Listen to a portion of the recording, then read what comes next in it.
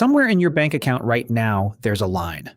Below it, your cash is doing exactly what it should. It's your safety, your buffer, the money you can reach the day something goes wrong. Above that line, the very same cash stops protecting you and starts costing you. It quietly turns into the laziest, most expensive thing you own. Most people are tens of thousands over it, and they can't feel it because this is the best year to be holding cash in a long time. Your savings account finally pays something close to 4%. It looks like cash is winning. That's the trap. I know how that sounds. Let me earn it. Because there's a specific number. One you can work out for your own life in about a minute. That tells you precisely how much cash you should be sitting on, and not a dollar more. By the end of this video, you'll have that number, and I'm going to show you, with the real math, what every dollar above it is actually costing you. It's more than inflation, and it's almost certainly more than you think. Let's start with the part that feels wrong to say out loud.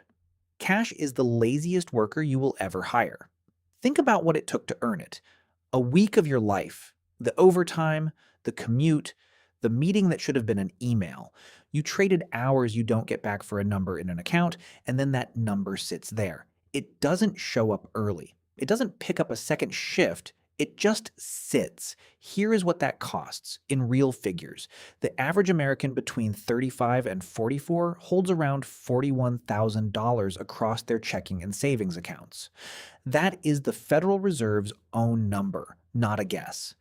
Leave that $41,000 in an ordinary account earning nothing for a single year, with inflation running at about 3.5% and roughly $1,400 of its purchasing power quietly disappears.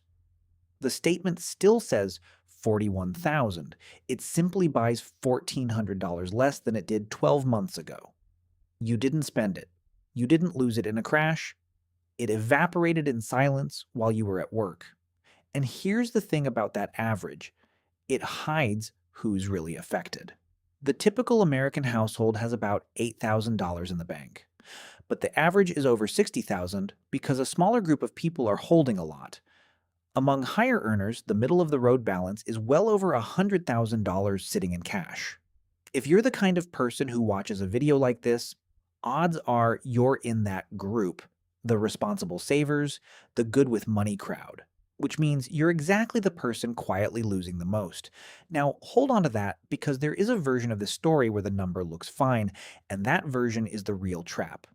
We'll get there, but first we have to answer the question the whole video hangs on. How much cash are you actually supposed to have? Because the answer is not as much as possible, and it is not as little as possible either. Cash has exactly two jobs. Just two. The first job is to be your emergency buffer. The money that stands between you and disaster the day your income stops or a bill lands that you didn't plan for. The second job is to hold money for the things you already know are coming soon. A house deposit, a wedding, a car, the goal's close enough that you can't afford to gamble with them. That's it. That is the entire legitimate reason for cash to exist in your life. Money doing the first job is doing something essential. Money doing the second job is doing something sensible. But every dollar sitting in your account that isn't doing one of those two jobs is what I'm going to call drag money. It isn't protecting you. It isn't waiting for a near-term goal. It's just there, dragging. And by the end of this, you'll know exactly how much of your cash falls into that category. So let's build your number. It comes in two halves. The first half is your buffer, and this is where most people are quietly, expensively wrong. Wrong in the direction that feels responsible. Here is how you size it properly. You do not take your whole paycheck and multiply it. You strip your spending down to what actually keeps the lights on if everything else stops. That's four things. Your rent or mortgage, your groceries, the essential bills you cannot switch off, power, water, insurance, phone, and the minimum payments on any debt. Not the restaurants, not the subscriptions, not the holidays. If you lost your income tomorrow, those extras are the first things to go, so they don't belong in the calculation. Just the core. Whatever that core number is per month, you multiply it, and the multiplier depends on how stable your income is. If your income is steady and predictable, salaried, secure job, multiply by 3. If you want a thicker cushion or your work is a little less certain, multiply by 6. And if you're self-employed or you work on commission or your income swings hard from month to month, multiply by 9. because when your income is lumpy, you need to be able to ride out a longer dry spell. Let me make it concrete. Say your core monthly essentials come to $4,500. At the cautious setting, 6 months, your buffer is $27,000. That is a real, sturdy, sleep-at-night emergency fund. And notice what it isn't. It isn't 40,000. It isn't 70,000. When people break their spending down to the actual core, they almost always find their true buffer is a fraction of what they've been hoarding. The rest wasn't safety. It was fear, sitting in an account, losing value every single day. And here's the irony. While some people hold far too much, nearly half of Americans don't even have 3 months of expenses saved at all. So this isn't about holding less for its own sake. It's about holding the right amount.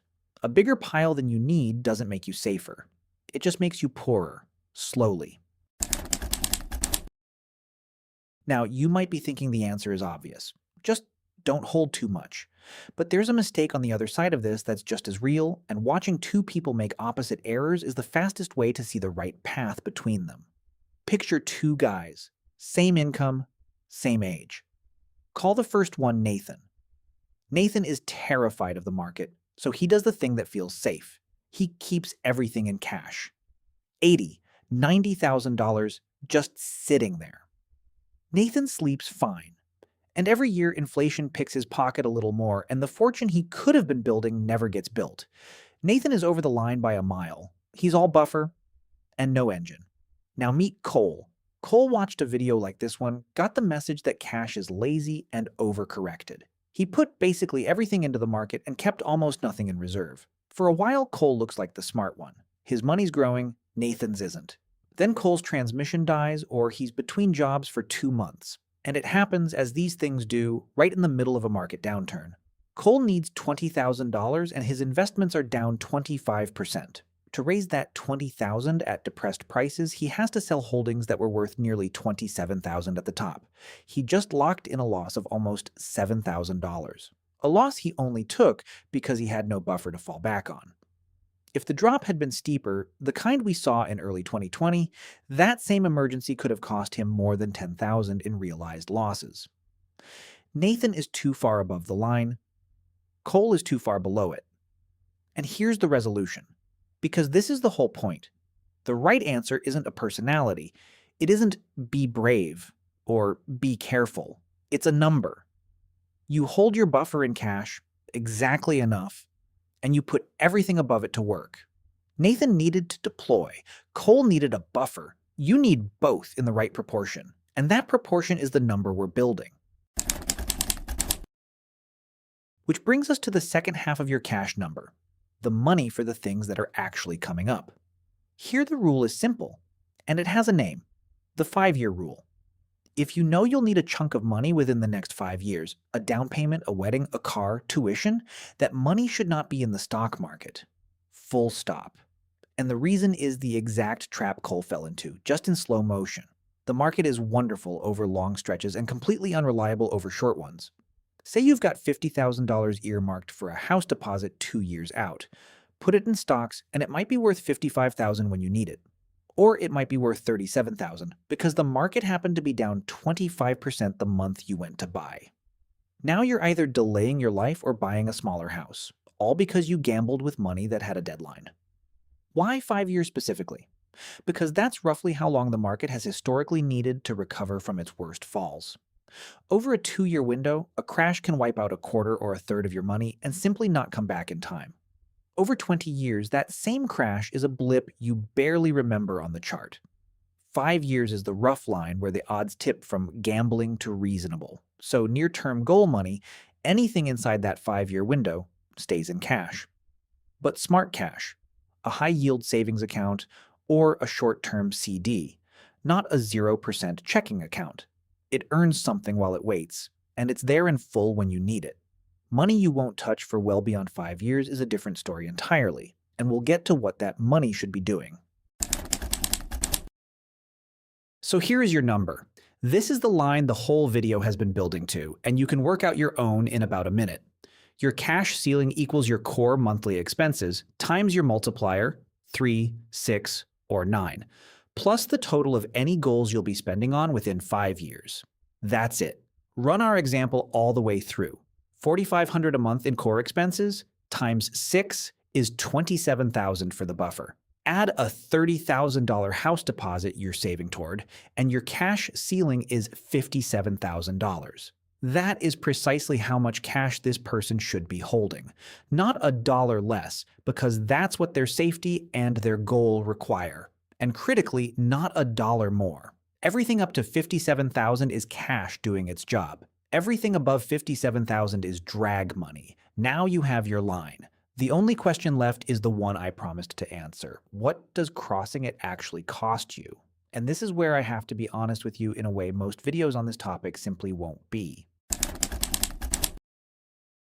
Because here's the part the "your cash is melting" crowd will never tell you. Right now, in this specific moment, a top high-yield savings account is not losing to inflation. It's winning. Barely. But winning. The best savings accounts today pay around 4.15%. Inflation, as of the most recent reading, is about 3.5%. Do the honest math, and that cash is earning roughly 0.6% above inflation. Positive. Real. If you went out of your way to find a top account, your emergency fund is genuinely holding its value right now, and anyone who tells you flatly that all cash always loses to inflation is handing you a slogan, not the truth. But, and this is a big but, that's the best case, and almost nobody is in it. The national average savings rate isn't 4%, it's 0.38%. That's barely a rounding error. The reason is inertia. Most people keep their savings at the same giant bank they've used for years. And the giant banks pay almost nothing because they don't have to. So if your money is in a typical account, or worse, a checking account paying 0, you're not earning 0.6 above inflation. You're losing about 3% a year, every single year, guaranteed. So here's the first honest takeaway. And it's smaller than the clickbait, but far more useful. The buffer money you're supposed to hold is fine, as long as you move it to a genuinely high-yield account. That one move, which takes an afternoon, is the difference between losing 3% a year and beating inflation. And one caution, because I won't pretend this is permanent, that 4% isn't a law of nature. 2 years ago, these same accounts paid almost nothing, and rates move with the Federal Reserve. So, cash pays well is a description of today, not a strategy for the decade. Which brings us to the real question. If the buffer is fine and near-term money is fine, where's the actual damage? It was never really about inflation. It's about everything above your ceiling, the drag money, and what it could have been doing instead. Before I show you that number, there's one more cost of a fat cash balance that has nothing to do with rates or markets. And it's the one that gets people who are otherwise careful. Call this guy Ryan. Ryan had his money spread sensibly across a few accounts until he switched banks, and for a couple of months, everything ended up pooled in one place. His buffer, his goal money, his spare cash, all showing up as a single balance. And his spending crept up. Not dramatically. A nicer dinner here. A weekend away he'd normally have skipped. An impulse buy he wouldn't usually make. Nothing reckless, but it added up, and when he looked back, he genuinely couldn't figure out why. Here's why. A big number in one account reads to your brain as, "I'm rich, I can afford this," even when almost all of that money was already spoken for. It was the emergency fund. It was the house deposit, money that was never, ever supposed to be touched. But when it's all lumped together where you can see it, your mind doesn't file it as committed, it files it as available. Psychologists call this mental accounting, and the failure here is that one giant pile defeats it. You lose the mental walls that keep committed money committed. This is one of the quietest ways overholding cash actually makes you poorer. It doesn't just fail to grow, it actively loosens your grip on the money you already have. The fix is almost embarrassingly simple. Get the money out of sight before you can spend it. Automate it. So the moment your income arrives, the drag money moves itself into investments, and the goal money moves into its own separate account. And what's left in front of you is only ever what you're actually free to spend. You cannot impulse buy with money you can't see. Now, the number I promised. What does the drag money actually cost? Let's stay with our example. This person should hold 57,000 in cash. Say they're actually holding 90,000, completely normal for a decent earner who's just been letting it accumulate. That means $33,000 is sitting above the line. Drag money. Let's follow that 33,000 for 10 years and let's do it in real terms, inflation adjusted honest dollars with every assumption right out in the open. Leave it in a top high-yield savings account, earning that slim margin above inflation, and after 10 years it's worth about 35,000 in today's money. It grew a little. Fine. Now instead put that same 33,000 into a broad diversified index fund. I'm going to assume a 5% real return. And I want to be completely clear, that is a deliberately conservative number.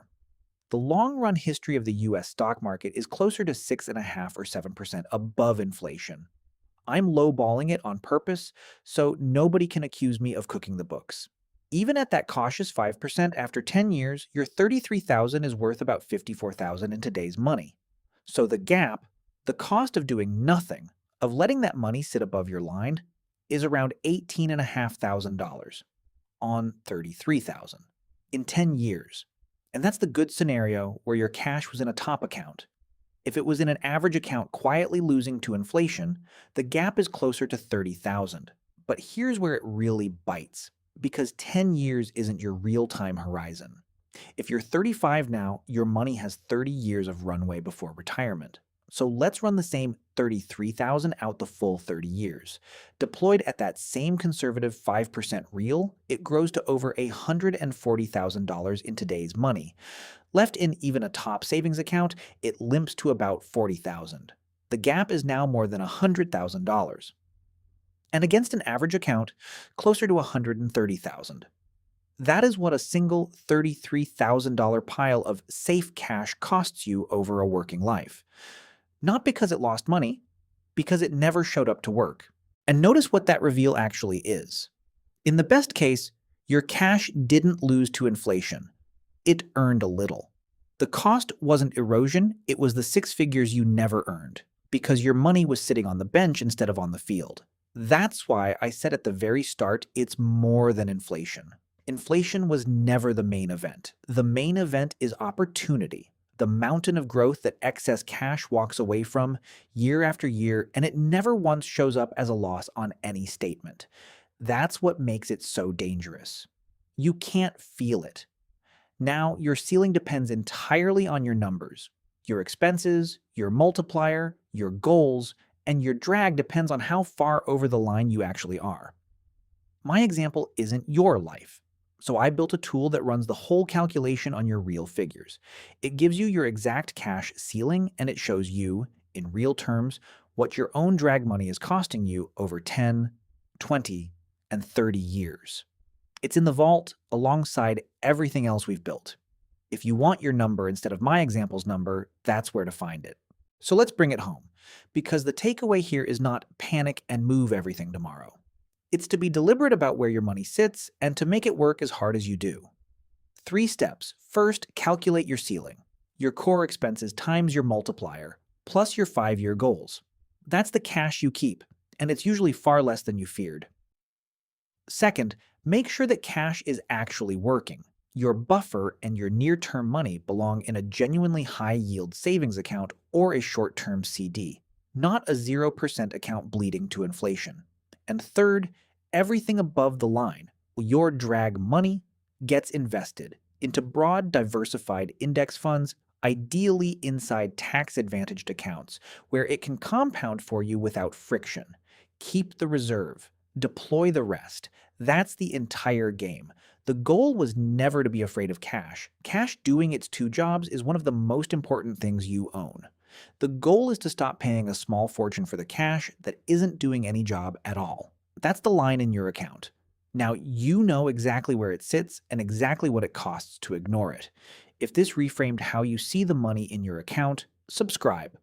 We do this every week. The honest math on the decisions that actually move your wealth without the panic and without the hype. I'll see you in the next one.